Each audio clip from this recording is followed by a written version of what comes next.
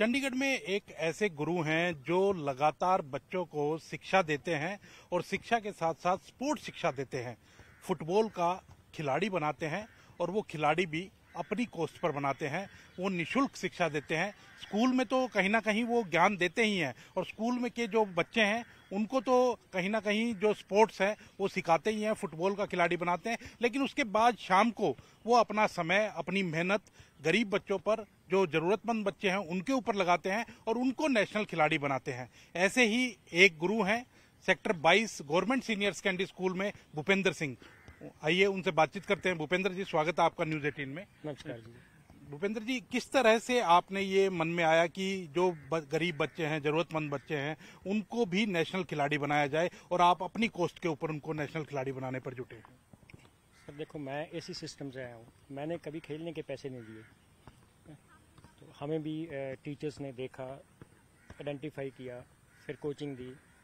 तो मन में था कि कुछ ऐसा करें कि जैसे हमें, मतलब मैं स्पोर्ट्स इंचार्ज यहाँ पे लगा हूँ नेशनल खेल के, तो कुछ ऐसा करें उन बच्चों के लिए जिन बच्चों में टैलेंट है, कि वो बच्चे कहीं और ना खेलने जाएं, वो बच्चे यहीं मेरे पास ही खेलें। तो बाकी मैं कुछ लगा नहीं रहा, मैं सिर्फ टाइम डिवोट कर रहा हूँ अपना। तो बिल्कुल, आप जिस तरह से स्कूल में तो समय लगाते ही हैं और स्कूल के बाद इतना कितना समय मिल जाता है आपको कि जो बच्चे आपके पास आते हैं और उनको सिखाते हैं? सर स्कूल के बाद जैसे 2-2.5 घंटे की रोज़ प्रैक्टिस होती है। स्कूल टाइम में हम देख लेते हैं, बच्चों को आइडेंटिफाई कर लेते हैं। गेम पीरियड में, गेम्स में, पीटी पीरियड में, रिसेस में आ जाते हैं बच्चे, मॉर्निंग असेंबली टाइम में आ जाते हैं जिन्होंने खेलना होता है। तो उन बच्चों को हम कहते हैं कि शाम को आओ। तो उनमें से जो बच्चा शाम को आता है, नो डाउट वो प्रैक्टिस कर करके बेटर हो जाता है और बच्चे नेशनल लेवल पे पार्टिसिपेट करते हैं।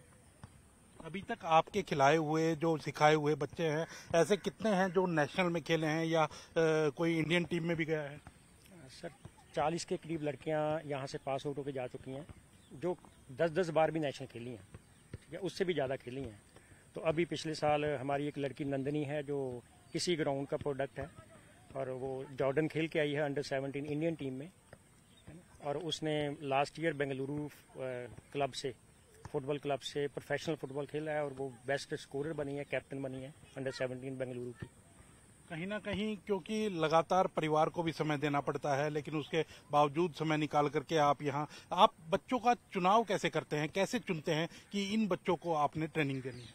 सर कुछ चीज़ें ना नेचुरल होती हैं। जैसे first class, second class, third class का जो बच्चा है उसका लेफ्ट राइट दोनों पैर चलते हैं, जैसे छोटे बच्चे के दोनों हाथ चलते हैं।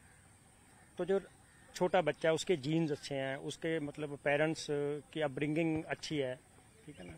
तो हम मैं उस बच्चे को देख लेता हूँ और जिस बच्चे में थोड़ा शौक होता है वो बच्चा खुद चल के आ जाता है, वो बच्चा नज़दीक आ जाता है कि मैंने कुछ करना है। स्कूल के बच्चों की तो मान सकते हैं कि स्कूल के बच्चे तो आपके सामने रहते हैं, लेकिन जो और बच्चे कहीं भी चंडीगढ़ से आते हैं तो वो किस तरह से आपको अप्रोच करते हैं? वो सर जैसे इंटर स्कूल टूर्नामेंट होते हैं हमारे, ठीक है ना, और छोटी छोटी लीग्स होती हैं, उसमें हमारी टीम अच्छा करती है तो पेरेंट्स को पता चल जाता है कि नहीं ये टीम बहुत बढ़िया खेल रही है, इन बच्चों का टेक्निकल या मतलब स्किल लेवल जो है बाकी स्कूलों से बहुत ज़्यादा अच्छा है, तो वो अप्रोच करते हैं। कोई सोशल मीडिया के माध्यम से भी, कोई न्यूज़पेपर में किसी ने पढ़ लिया तो वो अप्रोच करता है, आते हैं बच्चे। आप लड़कियों को ही सिखाते हैं या लड़कों को भी कोचिंग देते हैं? नहीं सर, ऐसा है कि मैं अकेला हूँ तो बहुत ज़्यादा मतलब, ठीक है, बच्चे संभालने मुश्किल हो जाते हैं, तो वो कर नहीं पाता। इच्छा होती है लेकिन कर नहीं पाता है। तो कहीं ना कहीं लड़कियों के मामले में पेरेंट्स को ज़्यादा चिंता रहती है, तो किस तरह से उनको सेफ्टी के प्रति आप अश्योर करते हैं, जो कि बच्चे वो अपने जो बच्चे हैं उनको आपके पास भेजते हैं? देखो, किसी भी जगह पे ना ऐसा माहौल बनाने के लिए, कल्चर बनाने के लिए काफ़ी साल लग जाते हैं। शुरू में दिक्कतें आती हैं, ठीक है ना। एक मेल कोच के पास बच्चा जो है, क्योंकि मैं फुटबॉल कोच हूँ, मैंने तो शॉट भी करना है, ठीक है ना।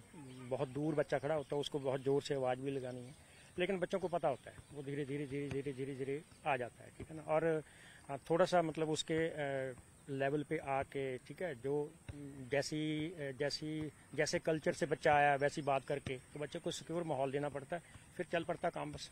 कब से आप ये काम कर रहे हैं, कब से ये फ्री कोचिंग दे रहे हैं, और जो स्कूल का स्टाफ है या स्कूल के प्रिंसिपल हैं उनका कितना सपोर्ट मिलता है? बहुत सपोर्ट है सर, बहुत सी। देखो, बड़े कोच ऐसे हैं, बड़े टीचर मेरे जैसे ऐसे हैं जो ऐसा काम करना चाहते हैं। बड़े हैं, बड़ों मतलब बहुत से कोचेस की इच्छा रहती है कि हम भी कुछ करें, लेकिन यहाँ प्रिंसिपल, स्टाफ, अच्छा यहाँ का स्टाफ जो है, माली, ग्रुप डी एम्प्लॉयज़, यहाँ का मतलब ये सेंट्रली लोकेटेड है स्कूल, ठीक है ना, अच्छे एरिया में है। तो ये सारी चीज़ें मिला के ही मतलब ऐसा आप कल्चर बना पाते हैं इतने सालों में।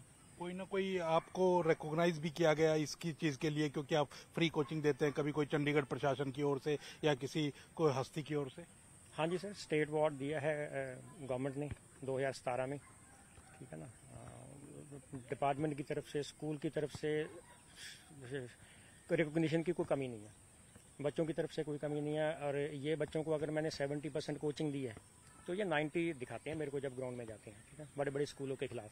कोई संख्या निश्चित कर रखी है कि कितने बच्चों को आप कोचिंग देंगे या कितने भी बच्चे आते हैं उनको? देखो जैसे हमारी पिछले साल तीनों टीमें under 14, under 17, under 19 state level पे इसी स्कूल की फर्स्ट है। ये पहली बार है कि किसी गवर्नमेंट स्कूल की तीनों एज ग्रुप में टीमें फर्स्ट हो। तो ये 18 एक टीम में बच्चे होते हैं, 54 हो गई, तो 54 तो एक्टिव फुटबॉलर है ही है ना, ठीक है ना। तो उसमें से 40 लगा लो आप जो मतलब रेगुलर फुटबॉल खेलते हैं। कुछ बच्चे ऐसे होते हैं टूर्नामेंट में आ गए, लेकिन ठीक है ना, नहीं घर का माहौल ऐसा है, पढ़ाई का सिस्टम थोड़ा सा उनका डाउन है, तो वो बच्चे नहीं कंटिन्यू करते। अदरवाइज 40 के करीब तो बहुत मतलब अच्छे फुटबॉलर है हमारे पास। क्या लक्ष्य है आपका बच्चों को के प्रति? क्योंकि एक लक्ष्य रहता है दिमाग के अंदर कोच के प्रति कि मेरे को चंडीगढ़ के इतने लड़के लड़कियों को कहीं ना कहीं पहुंचाना है। देखो जैसे एक लड़की इंडिया खेली है, ठीक है ना, ऐसे मतलब और भी हमारे पास बच्चे हैं उसी टैलेंट के, कुछ उससे भी मेरे को बेटर लग रहे हैं कि उनके ऊपर अगर हमने मतलब एक्सपीरियंस के हिसाब से कि ये चीज़ें मैंने करवा दी तो वो बच्चा नंदनी से भी पहले मतलब इंडिया खेल सकता है बच्चे ऐसे बहुत से।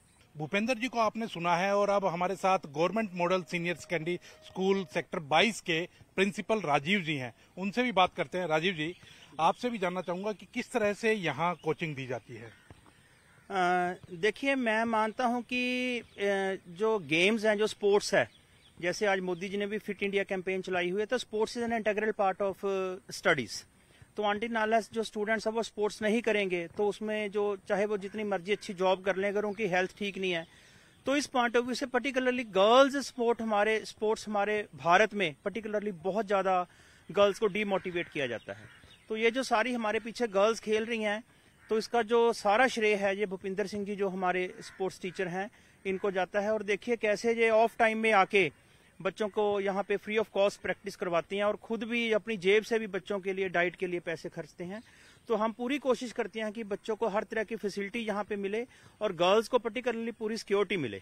तो कहीं ना कहीं आपको भी लोग जो पेरेंट्स हैं वो अप्रोच करते होंगे कि कैसे हम बच्चों को भेजें, सेफ्टी के इरादे से और कई कंसर्न्स रहते हैं? बिल्कुल जी, जब हम किसी को, जैसे हमारे डे टाइम पे भी, स्कूल टाइम पे भी बहुत सारी लड़कियां हमें अप्रोच करती हैं कि हमने खेलना है, और जब हम उनको शाम को आने के लिए कहते हैं तो पेरेंट्स उनको बिल्कुल मना करते हैं। तो हमें पेरेंट्स की या तो उनके पास जाके या उनको यहाँ बुला के कन्विंसिंग करनी पड़ती है और उनको श्योरिटी देनी पड़ती है कि आपकी लड़की हमारे हाथों में पूरी सेफ है, आप बिल्कुल भी चिंता मत करिए। और कई लड़कियों को तो हमें घर तक भी छोड़ने जाना पड़ता है। तो कहीं ना कहीं आपके स्कूल के भी कुछ बच्चे जो हैं वो नेशनल में गए हैं?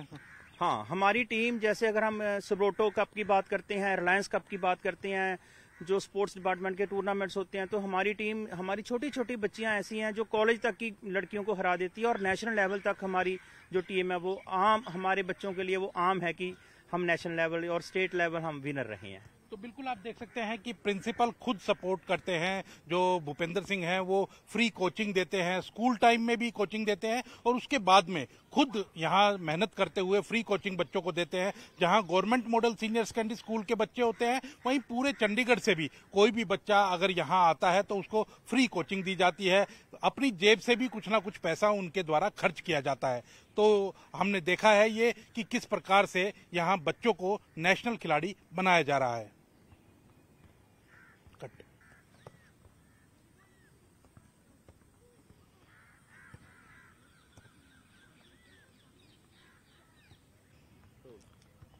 सर हमें मतलब काफ़ी कुछ सिखाते हैं, कंट्रोलिंग, बॉल के साथ ड्रिबलिंग करना, और फिर वही हम मैच में करते हैं। अच्छा होता है सब कुछ। तो यहाँ से ही सीख करके आप नेशनल में गए? हाँ जी, यहीं से सीखा है सब कुछ, बचपन से इधर ही खेला है।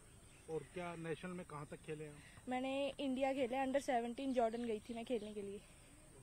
हाँ जी।